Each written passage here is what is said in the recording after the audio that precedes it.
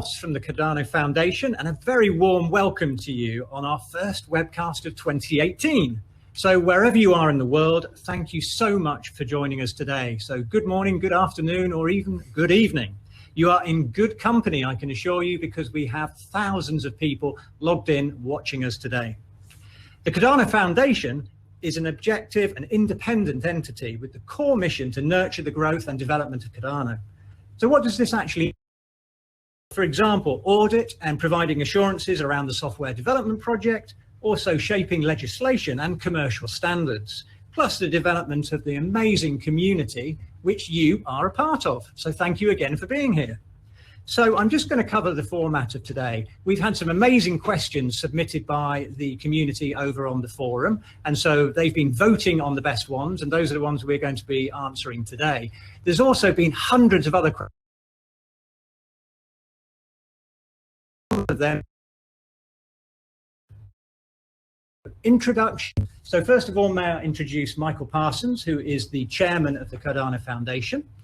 Here we have Charles Hoskinson, who is the CEO and founder of IOHK. And I'd like to also introduce you to Duncan Coutts, who is the director of engineering from IOHK. So let's get on with some questions. So the first question that I'm going to pose to Michael is, how can non-technical people contribute and get involved on a voluntary basis? And this was asked by Workoff, so thank you for your question. Well, there's a whole plethora of things that anyone can do to join and learn about Cardano if you're non-technical. The first one is you can join the forum and chat channels on Cardano Hub, and that's open to anyone to join. The second one is I recommend you follow our Twitter accounts. We've got about roughly just over 250,000 followers on 5 or 6 Twitter accounts. I'll just say what they are. The first one is the Cardano Foundation, and that's at Cardano Stiftung. The second one is at AdaCoin_, and the third one is at Cardano_ for the Cardano protocol. Also, there's a Twitter account for myself and also Charles Hoskinson, and there's also a very significant Twitter account for the Cardano community, and that's at Cardano.com, and that's got almost 75,000 followers, but together there's about 250,000 followers.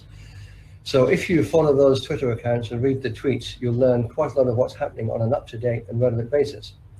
Thirdly, you can also write a blog. You could write an article on Steemit. You can write an article on Medium.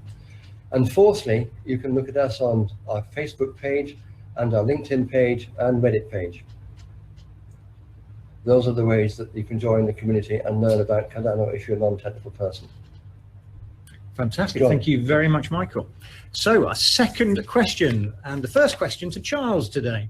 So what are the future plans, Charles, to be more user-friendly and accessible for all? The current process of purchasing ADA via BTC is a by Jordan FR. So thank you, Jordan. Thank you, Jordan. So those are 2 questions. So one is a question of accessibility and user friendliness. So that's with respect to, I assume, using the currency. And then there's another question about how does one acquire ADA and how do we make that as easy as possible? Okay, so with respect to the first question, that's something that organically happens over time as we learn a little bit more about what our users' needs are, the systems our users have, and also try to get more mobile support for Cardano. At the moment, the official client is the Daedalus wallet, and the Daedalus wallet is a desktop-only client. So it works on Windows and Mac, hopefully soon on Linux. But at some point, we would like to not only make Daedalus more user-friendly, but we'd also like to work hard to get a mobile wallet onto Android and to iOS. But that's going to take a little bit of time. Once that's occurred, I think it'll be quite easy for people to interface and use the token. Now, with respect to acquisition of ADA, that's a concern a little bit outside of the scope of IOHK, but succinctly, that's directly connected to the amount of exchanges that we have. So right now we have a smaller set of exchanges, principally Binance and Bittrex, that are trading ADA, and over time, more exchanges will support Cardano, and we should see a large influx of new exchanges that include fiat pairs in Q1 and Q2 of this year in particular. Once those materialize, then what happens is a second layer market forms. The shape shifts and other types of services that specialize in making it easier for everyday people to purchase without having to buy an entire exchange account. Also, you tend to see a local Bitcoin style market materialize as well, so there's more peer-to-peer trading that occurs. So after we finish some remedial work and some technical debt reduction for Cardano, we believe that the next wave of exchanges will join. And once that occurs, we think that very naturally it'll become easier for people to acquire ADA on the secondary market. A very good answer. Thank you so much. So question 3, and Duncan, your first question of the webcast. So I'm a developer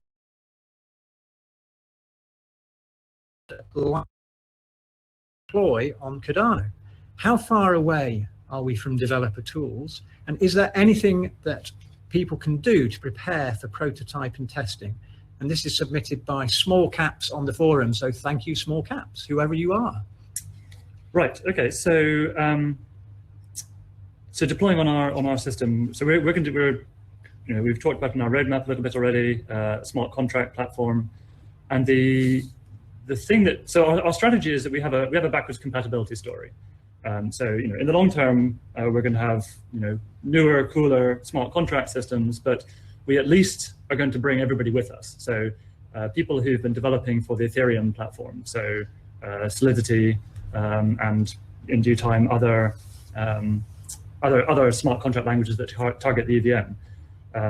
So our backwards compatibility story is that we will support EVM style languages, and we will have an EVM style VM. It's you might have seen it on the roadmap, this thing called Yele, and it's basically, from the point of view of the developer, it's basically like the EVM, but better in various ways. But it means that it will support Solidity, and so then that means that your story is, how do you start right now? Well, if you're using Solidity, then you're already in a good position. Using the existing tools that currently work on Ethereum, that same language we'll be able to compile to, in future, we'll be able to compile to our platform. So yeah, so the first thing is continue to use Solidity. Later down the line, there'll be more interesting languages as well, ones that we think are better, but we will at least support the major existing ones. So yeah, that's the first point. Continue to use Solidity, and we will, when we get closer to the time, we will then release our tools for compiling from Solidity into our VM system. But yeah, I don't think there's anything else that's going to be particularly exotic at the beginning. We're down the line, we'll have more exciting languages. Yeah, do you think that covers it? I think it does, and people can stay up to date with what's happening via some of the social channels and on the forums and on Reddit, like Michael said. So that's the kind of thing we'll be telling people in the future, isn't it? So that's definitely the best way to keep up to date. So that's a great answer. Thank you, Duncan. So Michael, your second question. So what will be the main focus for the daily use case of Cardano/ADA, and will the emphasis be as a currency or possibly enterprise applications? And this has been submitted by Megawind, a very good name. So thank you for your excellent contribution. Well, thank you for that question. It's probably a bit too early to give a full answer because the protocol is not fully developed, but I'll give you the answer as it stands. When Cardano was developed, it was meant to produce the best in class of all existing cryptocurrencies, which are Bitcoin and Ethereum. And unlike Bitcoin and Ethereum, the Bitcoin token was only designed to be a value transfer or currency token. The Ethereum token was designed to open up the smart contract capability and be a token to have use cases for the blockchain. With Cardano, the token called ADA is actually a digital asset, and it can be used as a value transfer mechanism, i.e. as a currency, or it could be used, or can be used, will be used as a token to facilitate use of the blockchain. However, it's impossible to predict how that might be used in the future. I'll give you a guess. I would suggest that we may well be, people may well be using the Cardano blockchain to issue ICOs in the same way that Ethereum is used to issue ERC20 compliant tokens. Ethereum suffers from a little problem with that because of the congestion on the network, but with Cardano, we can get about 7 or 8 confirmations within just a couple of minutes. So I think that one of the best use cases would be if the ICO market takes off in a more productive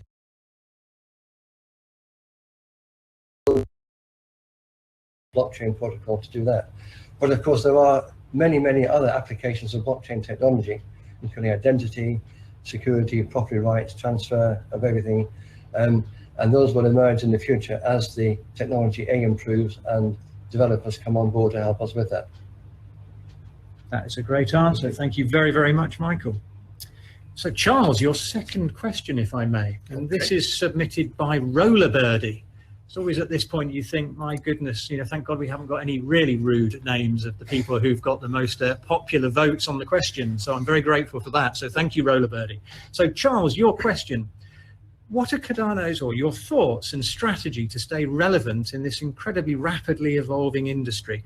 Is there no fear that other crypto projects may lean on Cardano's already peer-reviewed technology and deliver a similar product faster, making Cardano obsolete? Sure.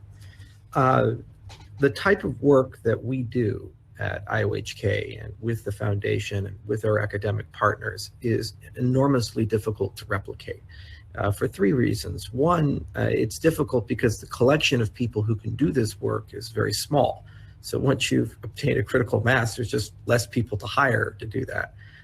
2, because it's difficult to understand how to do this work quickly and efficiently. Generally speaking, when you go through a peer review process or you go through a process involving the use of formal methods, people don't rate projects in terms of days, weeks, or even months. They tend to look at the years and the decades. So people are welcome to come and compete, but if they are not optimized to compete, then it's going to be quite difficult for them to enjoy the timelines that we've been able to accomplish.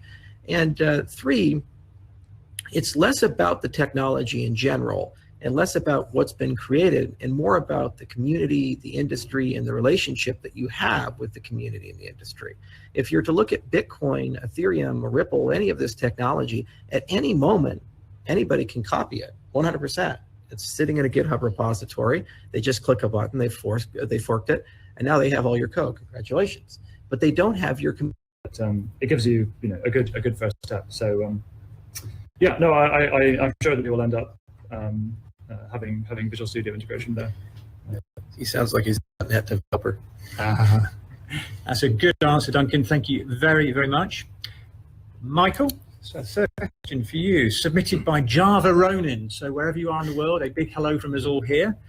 At which part of the roadmap will the debit card integration be available? Yeah. What a cryptocurrency debit card is. It is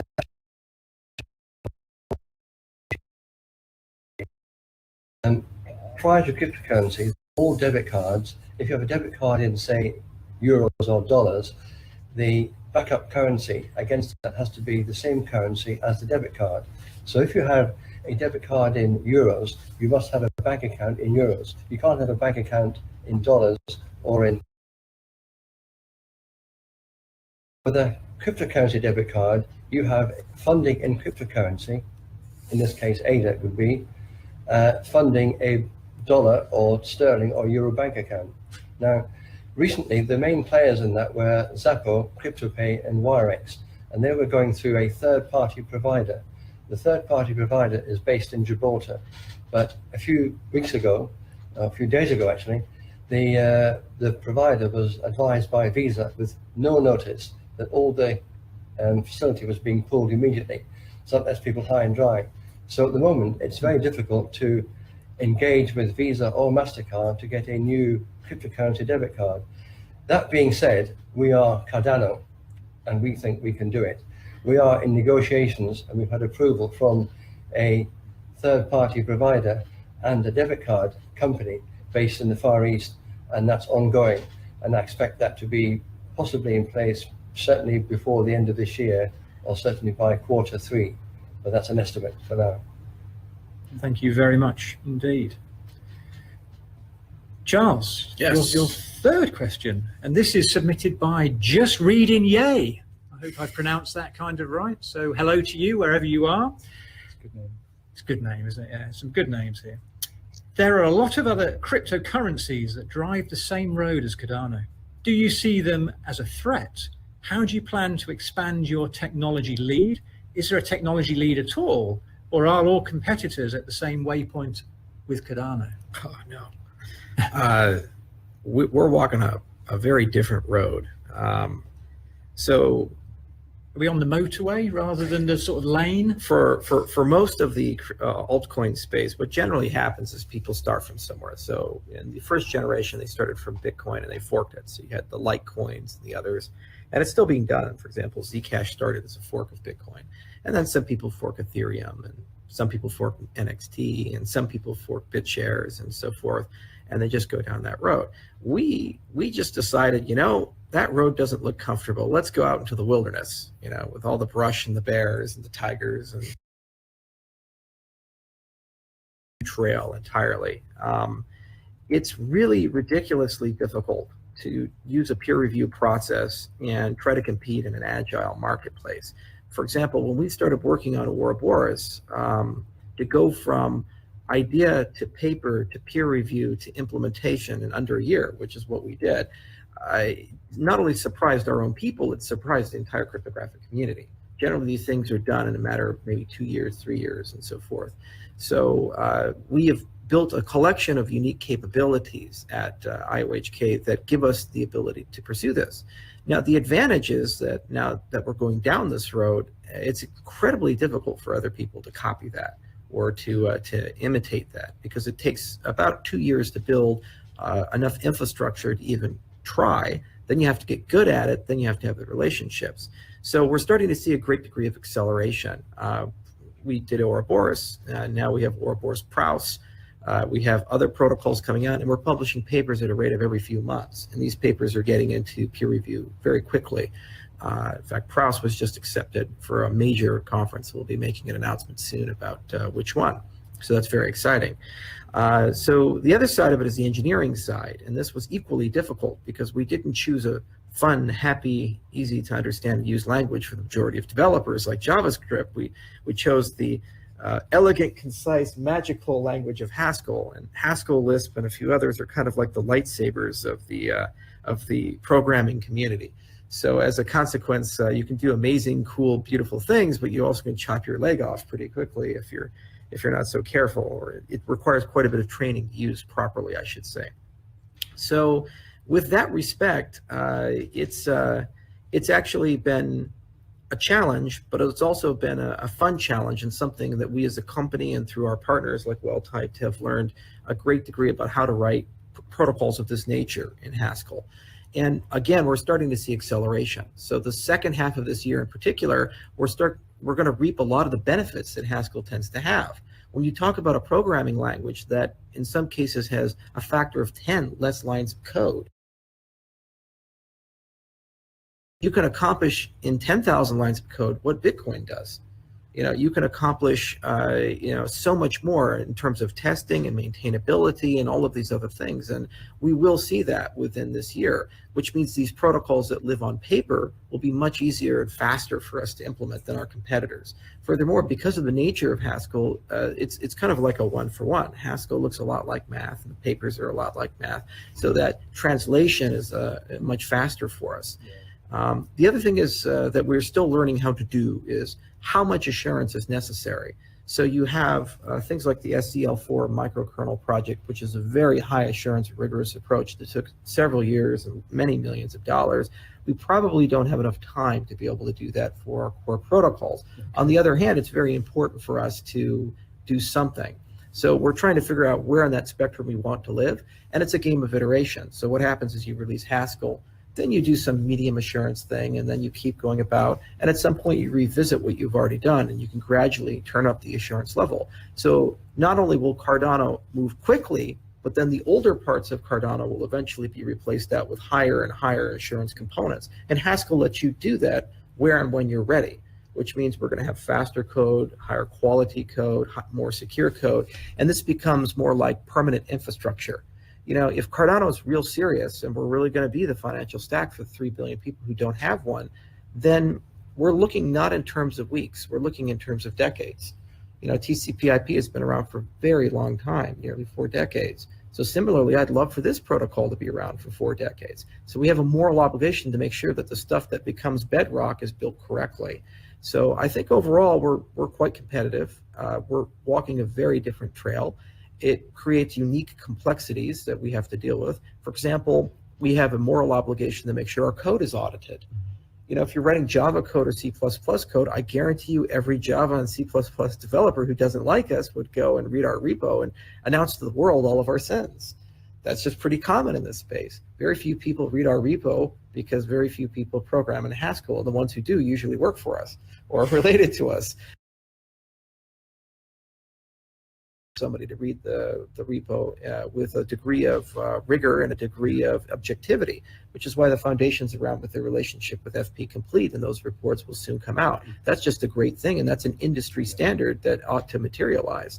The last thing I'll say about agility is that there's 2 ways to look at it. One is to look at it from a competitive, this is a product and our product must win, and another is to look at it from a philosophical viewpoint.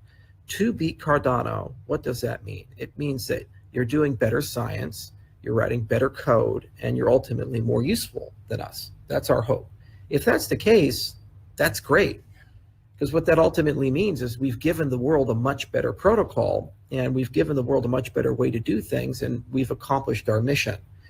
So from that perspective, I don't mind if a competitor somehow finds a way to outcompete us because it means we've made the world a better place. But I think hands down, looking at the industry as a whole, the players in the industry, the priorities that the players have, and the relationships that the players have, we're light years ahead of everybody, light years. And we'll continue to aggressively fight so that we stay in that position. Thank you for a terrific answer. So question 9, and this is for Duncan. What does the transition process look like if an Ethereum-based project wants to switch over to Cardano's blockchain? And this is submitted by Sidar MSH, Sidar Mush. So thank you very much. So actually, this question is very similar to the earlier one about the relationship between, you know, how do you go from Ethereum into Cardano? And so this is really all about the smart contract languages again. And as I said earlier, you know, we have a story about, you know, the legacy support, which is the existing languages, Solidity, and a couple others. And yeah, we have an EVM-like system as the first thing that we're coming out with for our smart contract platform. And so it will support Solidity, and it will support a couple other languages. Not immediately, but Solidity will be the first one. So yeah, so as I said earlier, the answer is stick with Solidity for the moment, and we will then provide a compiler from Solidity into our VM, which is, you know, very similar in spirit to the EVM. So there's no, we're expecting 0 to very minimal source code changes to work with our system. Right. You might need to tune like the amount of gas you have to spend for a particular contract, but you know, Solidity contracts will port across very, very straightforwardly. Right. And it's also important to point out that the majority of software currently deployed on Ethereum is junk. And this is not an insult, it's just a reality of where the platform is at and the fact that most people used it as a tinkering platform. There's a great paper called Making Smart Contracts Smarter or something like that from Loy Liu, where he used an analysis tool on all of the deployed contracts on Ethereum and discovered, I think, around 40% of them have critical flaws. And this was about last year. So there's a long way to go. And the reality is the vast majority of the developers in the world are not Solidity developers. So it's kind of funny when people run around and say, oh, we have all the developers. It's like, you have all the C# and Java guys? No, they don't, because they can't support these languages, which is why we are so committed to things like K and semantics-based compilation. Our goal with what we do with Cardano CL is to be language agnostic in the most broad general sense possible. So whether that be Viper or Bamboo or these new languages that the Ethereum Foundation is developing, or legacy languages like Solidity, or traditional languages like JavaScript and Java and C#, we would like to support all of them, and we'd like to support them in a very intelligent way, meaning that once we pay the resource cost to bring it into our ecosystem, there's no additional cost to continue support for that language. Now, that requires some innovation in terms of computer science. That requires a lot of original and very exotic and new engineering, which is why we're partnered with Runtime Verification, and they're the world leading expert. And they've done this for NASA and with DARPA and many other organizations throughout the existence of their company. So that's exciting to me, to bring that kind of two-phase approach. One of things, if you want to write high assurance smart contracts, that's what the Plutus research line is all about. And then the other side of it is saying, let's give some compatibility promises to people, whether that be EVM compatibility or Solidity compatibility or your favorite language. That could be Java or Go. It's going to take a bit of time to do that, but just like our engineering, just like our science, after we get that pump primed, we'll see accelerating returns. Can I add to that a bit more about yeah, I mean, as we were saying, we have the first thing we're coming out with is about the EVM and Ethereum style languages, but we're looking at other languages. So there's an interesting trade-off here, right? So you've got languages like Java, JavaScript, which have hundreds of thousands of people who know those languages.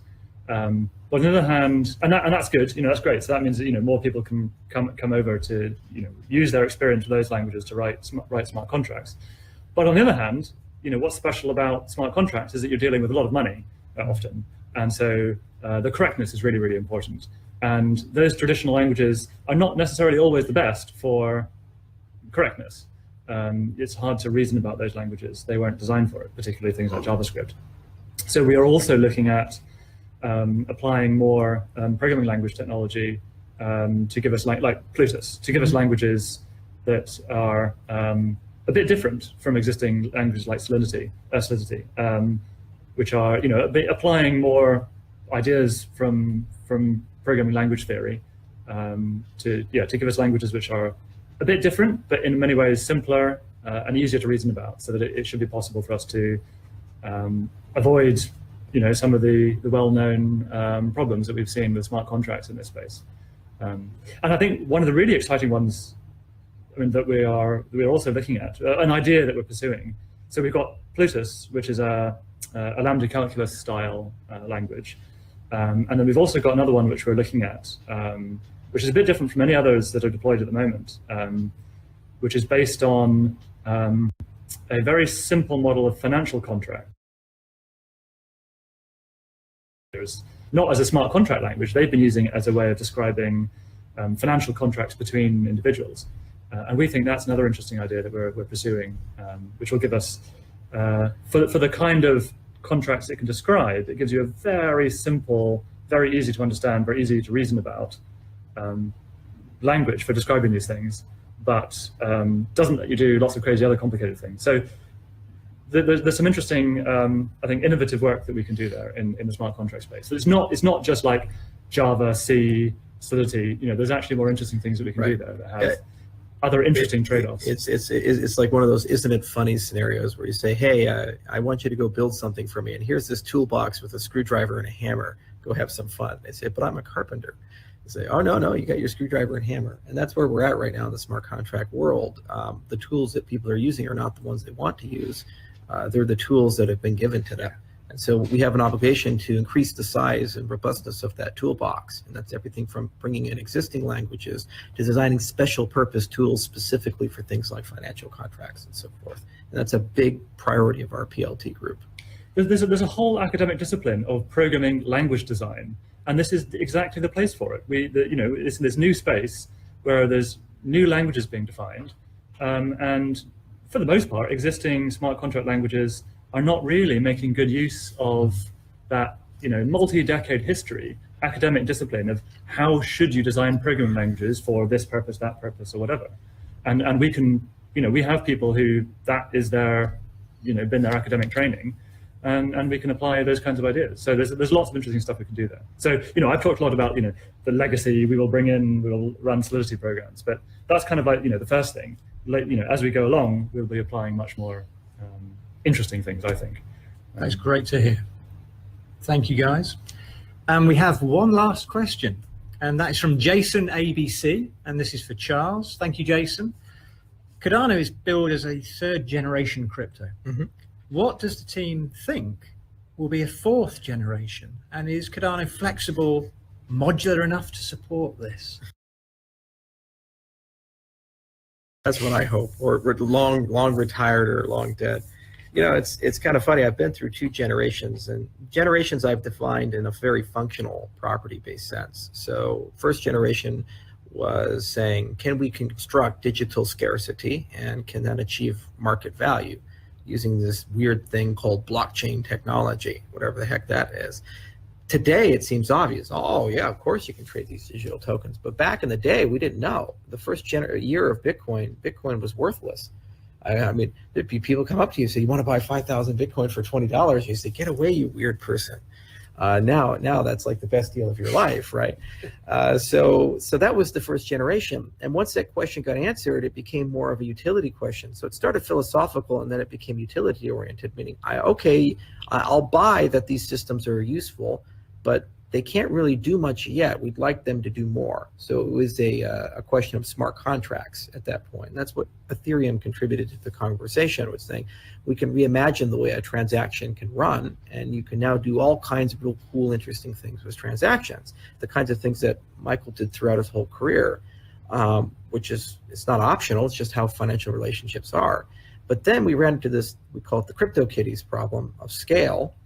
And basically, these systems, by their design and nature, really can't be used or useful at the million, billion person range. They're okay when you're talking about thousands, but when you enter that spectrum, they just break down and everything falls apart. And all the security guarantees and all the philosophical guarantees about decentralization, by necessity, start eroding. So the great challenge is building these systems to work at scale.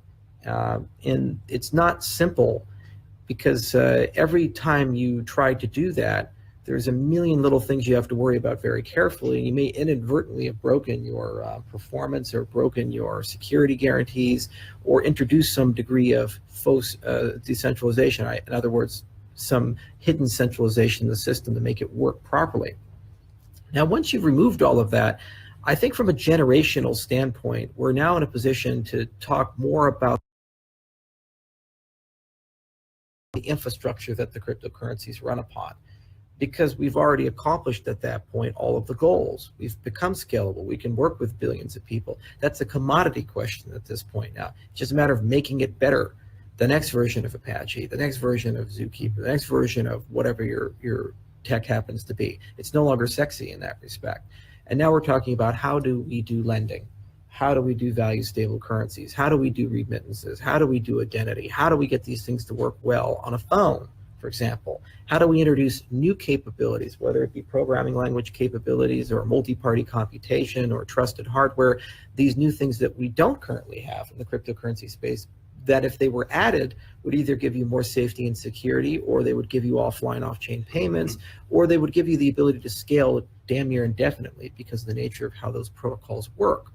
I think that is more a meaningful conversation than what will be the fourth generation.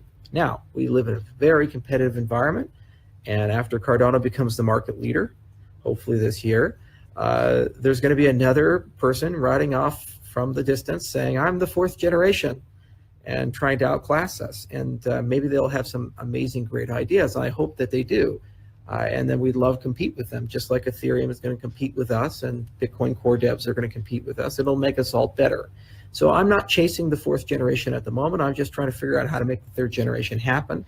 And boy, it's hard. It's an order of magnitude harder than the second generation was. And the second generation was an order of magnitude harder than the first generation. You get a lot of complexity creep here. Anything you want to add to that, Michael?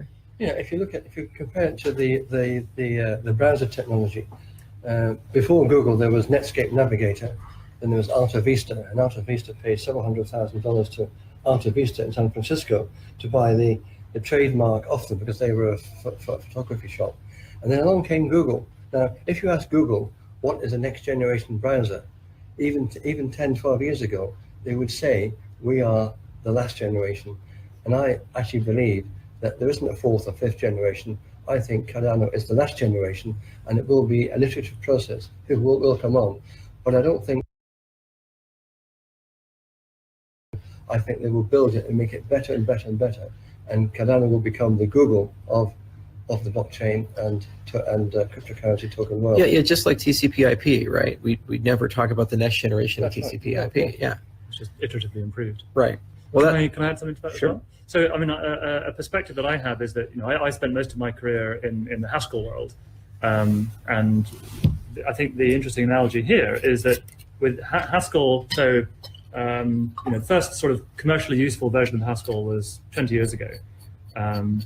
And it was, at that point, it was like cutting edge, a combination of research and practicality. And it was cutting edge 20 years ago at that time. And that same implementation, the same software, the same tools there, have been continuously evolved over the last 20 years. And they're still cutting edge now. And how have they been able to do that? It's not been like replaced by a new thing. It's just the same bit of software has been just continually improved and added to and made better and incorporated everything. And how did that work? It's because there was a very close connection between research, development, and implementation. And so academics would write new papers, come up with new crazy things, and they, within a year or so, get prototyped and incorporated into this system. And so you have this very quick feedback cycle, very close connection between research and application implementation, and people starting to use these things for real. So it's that link between the academic side of the community and the application side, building stuff, using stuff. And that has been an extremely successful recipe for the Haskell community. And I think that's what's very interesting about what IOHK are doing, is that we've got this very close connection between research and applying it and getting it into the hands of developers. So yeah, I think the answer could be that there might not be a fourth generation. It's just a continuous process of improvement, of continually having brilliant ideas and incorporating them into the system and getting them into the hands of users, and then seeing what works and what doesn't. Right. And then ideas that don't work are thrown away, ideas that do work are improved. So yeah, I think it could be continuous like that. It doesn't have to be like this finishes and the next one starts. And also adoption, billions of users. So if we get to that point, I mean, it's really hard because of just market dynamics to replace that standard. No matter how much money Microsoft spends on Bing, I think they're over 25 billion now, they can't seem to get any market share on Google. And in some cases, Bing is actually better than Google technology, and they buy the latest and greatest things, and maybe they move their market percentage by a point or two. It's the same for Android versus iOS penetration, same for Linux versus Windows. Where there's obvious superiorities of one platform or the other, but the market share just doesn't move. So markets tend to be sticky once they reach a certain critical mass. And third generation means you've reached that mass and you can service that mass. So our hope is to become the standard. And then, as Duncan has mentioned, we have a moral obligation to make sure that we have a tight feedback loop that allows it to evolve and become relevant, so we don't end up falling into the Windows trap of making life difficult for many people. Very good. That brings us to the end of the actual questions submitted by the people of the community, of which you're a part, and we really do thank you for you tuning in to watch. We've got just a few minutes, just if possible, to talk a little bit about the roadmap. If you had any comments, the roadmap was updated around 10 days ago. If there's anything you'd like to talk about there, or we can wrap up and bid our farewells. Anything about the roadmap? I'm sure you can elaborate here. So the roadmap is kind of like a gradually illuminated room. You enter into a dark room, no light whatsoever, and then somebody lights a candle. Now we can see a few things, and then one day the lights will just go on and we can see everything.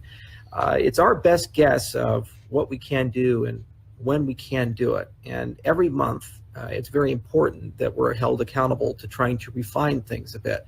So you'll see things like Q2, and then eventually you'll see things like April or June or whatever. And eventually you'll see a countdown timer counting towards that goal. So that's one way to use the roadmap. The other way is to kind of discuss about things that are priority. For example, we're really interested in quantum resistant signatures. Our best guess is probably Bliss, but there are dozens to consider, and we've already built some great relationships with some of the top quantum crypto guys in the world. And we're going to be able to, at some point make some announcements about not only adding quantum resistant signature support, but also hardening Ouroboros against a quantum adversary. So the roadmap will eventually reflect those progress points as they materialize. I felt it was very important from an organizational and from a project perspective that we be accountable to our community. And accountability goes beyond just a roadmap. It means that you do things like weekly updates. It means that you try to moderate as many channels as possible. It means that every month you give people your best guess about where the project is at as a whole. It means that you have independent third-party auditing on the scientific claims. It means you go through peer review, which is the gold standard of science. On the technology side, do what the foundation has done with FP Complete and start providing audit reports on where our code is. And those are not 100% positive, those reports. There's a good, a bad, and an ugly there, as there should be. Yep, holds me honest. Yeah, it keeps Duncan honest, but also it creates that standard of quality to the community, and it builds a relationship and trust with the community, saying this is not just marketing. This is an honest, transparent project that is seeking to do something, and they're trying as hard as they can to be legitimate in terms of how they approach things. So that's how I would use the roadmap, is to say it's a steer that becomes gradually more refined over time. So the things we've already announced will become more specific month by month. Then you'll see new things materialize on that roadmap as they become available. And eventually, as we get very close to something, we'll have more than one timer. And those timers will count down towards the release, similar to how we counted down towards the release to the Byron release, and so forth. And if used from that perspective, I think that people will not be let down. Now, to manage expectations, the roadmap ought not to be viewed as this revelation from the oracles, like Moses coming down with the stone tablets, telling people what the world is going to be like. So please don't hype it, roadmap that's going to change everything. In fact, more often than not, when we have something special like that, we announce it not on the roadmap, but out of band. Usually through a press release or some sort of media event or something like that. And we try to announce those things in the middle of the month, or not towards the ends where the roadmap comes. So it's more of a project accountability feature than an announcement mechanism for new, sexy, incredible things, and should be treated that way. Michael, anything you'd like to add from Foundation's perspective from the roadmap? Yes. On the question of how you can come into the community, I forgot to mention that we're doing a significant amount of research with a company called GN, and the title of the research is Distributed Futures, and we're spending several $1 million over the next 3 to 5 years on that research. That will form an adjunct with what IOHK are doing on the more technical research. We're doing technical research, some technical research, we're doing regulatory research, taxation research. We've already published 3 reports, which you can find if you go online and Google Distributed Futures. The last one was geostamping, because everyone is saying, oh, blockchain is immutable. You can tell that you signed it here and you signed it at this time, but it doesn't tell you the place where you signed it. So we've cracked that nut, I think, and we can geostamp any blockchain soon and let people know where they've signed it, not just when they've signed it.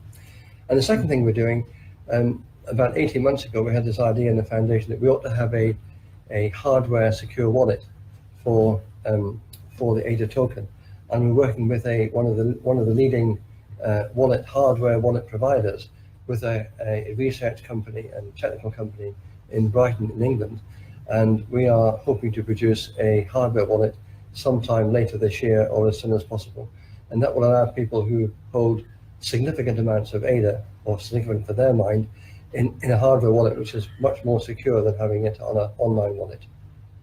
Fantastic. Thank you very much indeed. Now, I think that brings us to the close of the very first Cardano Webcast of 2018. I'm sure we're going to be doing some more in the future. If you've made it this far, thank you very much. to on one of the social channels. Tell us where you were tuning in from. So we'd love to know what country you were. So say hello to us on Twitter or on the forum or on Reddit. I'd like to extend a huge thanks for giving up their time this afternoon. Michael Parsons, Chairman of the Cardano Foundation, Charles Hoskinson, CEO and founder of IOHK, and Duncan Coutts, Director of Engineering at IOHK. My name's John Moss, and thank you very much for listening today. Thank you, guys.